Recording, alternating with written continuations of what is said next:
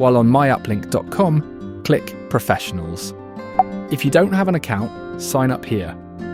Click Continue with Email. Enter your details to log in.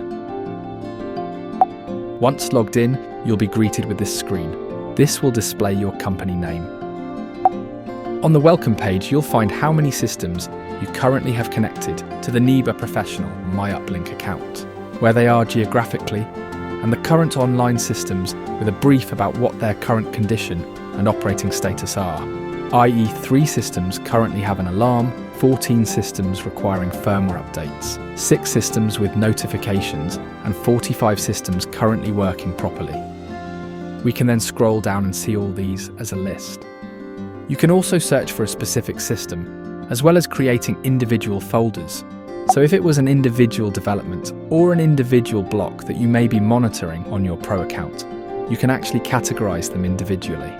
For example, here you can see our Office system.